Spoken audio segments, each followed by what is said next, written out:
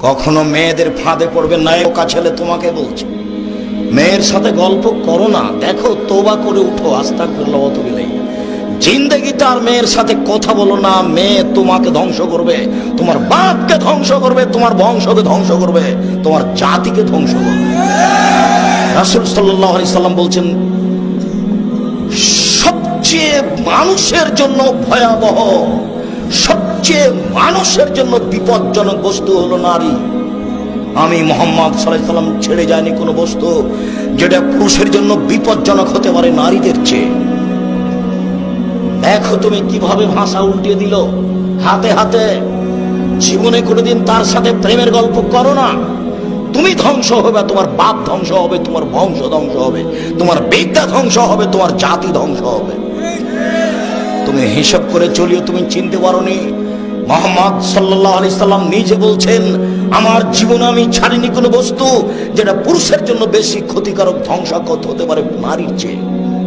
মুহাম্মদ সাল্লাল্লাহু আলাইহি সাল্লাম বলেন, ইন্নান নিসা হাওয়াইলু শয়তান, নিশ্চয় হচ্ছে মহিলারা শয়তানের জাল।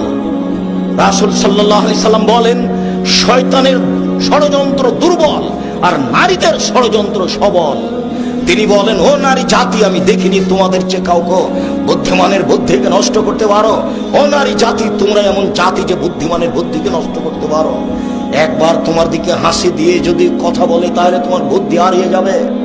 তুমি চেয়ারম্যান, মেম্বার, এমপি, মন্ত্রী, যত বড় পরেজগার হও না কেন, এক হাসিতে তোমার বুদ্ধিবিদ্যা, ঈমান কমে যাবে, তার নাম নারী। তুমি এটা বিবেচনা করি উপস্থিত বৈঠকের মুসলিম বোন, আপনাকে আমি ঘৃণা করতে আসিনি।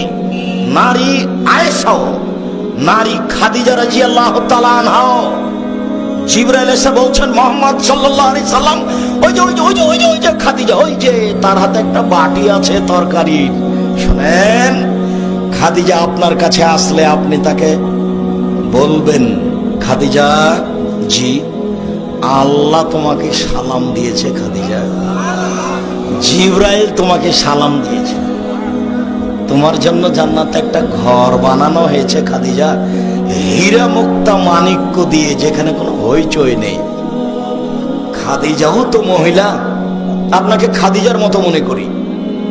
তো শয়তান কে? ওই যে আপনার পাশে বসে আছে, দেখেন, ওর ছোটবেলাও, ওর স্বামী নাই, ওর বাপ নাই, ও বাপ ছাড়াই দুনিয়াতে এসেছে, ও স্বামী ছাড়াই দুনিয়াতে চলে। বল হিসাব। আপনি আমার দিনই বোন, আপনাকে আমি ঘৃণা করতে আসিনি, আমি আপনাকে আমি শয়তানের চেয়ে খারাপ বলিনি। তবে আপনার পাশে একজন মহিলা বসে আছে, আপনি দেখেন, তার পেট দেখা যায়, তার পিঠ দেখা যায়, তার অঙ্গ প্রত্যঙ্গ দেখা যায়, ও কি মনে করে আর বাপ নাই নাকি? বাপ ছাড়াই দুনিয়াতে এসেছে, কাপুরুষ, ওটা তো আপনারই মেয়ে, জবাব আমি দেব। আপনি জান্নাত কিনে নিয়েন, জান্নাত পড়ে আছে। মুহাম্মদ সাল্লাল্লাহু আলাইহি সাল্লাম বলেছেন, তিন শ্রেণীর মানুষ জান্নাতে যাবে না, তার মধ্যে আপনি আছেন। মুহাম্মদ সাল্লাল্লাহু আলাইহি সাল্লাম বলেছেন, তিন শ্রেণীর মানুষ কখনো জান্নাতে যাবে না, তার মধ্যে আপনি একজন। আপনি হচ্ছেন দায়ুষ, ওই মেয়ে আপনার। আপনি হচ্ছেন স্বামী, ওই বই আপনার, যার পেট দেখা যায়, যার পিঠ দেখা যায়, যার হাত দেখা যায়, যার মাথার চুল দেখা যায়। এখনো বসে আপনার মেয়ে প্যান্ট পরে এখানে এখন বসে আছে। কাপুরুষ কি দেখাচ্ছেন আপনি? কষ্ট লাগে, ব্যথা লাগে? ব্যথা লাগে কেন? আপনাকে আমি মুসলমান মনে করছি, বলছি। আপনাকে আমি হিন্দু মনে করিনি, আপনাকে আমি ইহুদি মনে করিনি, আপনাকে আমি খ্রিস্টান মনে করিনি, আপনাকে আমি মুসলমান বলেই মনে করছি। আপনি একজন কাপুরুষ, আপনি একজন কাপুরুষ, আপনি একজন কাপুরুষ।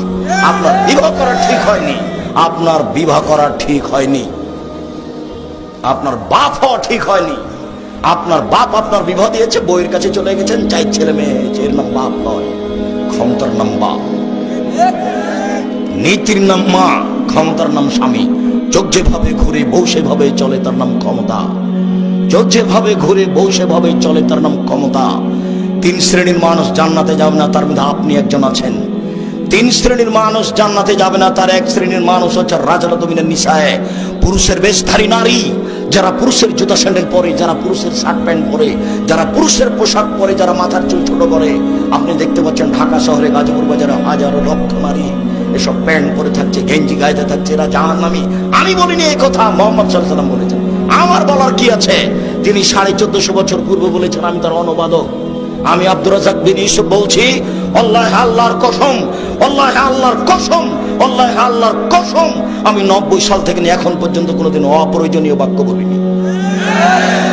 আমি 90 সাল থেকে নিয়ে এখন পর্যন্ত কোনোদিন কেসা কাহিনী বলিনি। 90 সাল থেকে নিয়ে এখন পর্যন্ত আমি কোনোদিন মানুষের কাছে পথ খরচ পাতেও চাইনি। এই দেশের মাটিতে কেউ যদি প্রমাণ করতে পারে, আব্দুর রাজ্জাক সাহেব একদিন আমার কাছে পথ খরচ পাতেও চেয়েছিল, আমি আব্দুর রাজ্জাক বিন ইউসুফ জিন্দেগি তার বক্তব্য দেব না। আমি গাজীপুরের মাঠে বক্তব্য দিয়েছি, টাকা দিয়েছে আমাকে 10,000, আমার গাড়ির বিল এসেছে 15,000, আমি বাড়ি থেকে 5,000 টাকা দিয়েছি। আমি মানিকগঞ্জে গেছি, আমাকে দিয়েছে 6,000, 5,000, গাড়ির বিল এসেছে 12,000। আমি দিনাজপুরে প্রোগ্রামে গেছি, 1 টাকাও দেয়নি, গাড়ির বিল এসেছে 7,000, 1 পয়সা দেয়নি। পরীক্ষা করলো নাকি আল্লাহ ভালো জানে।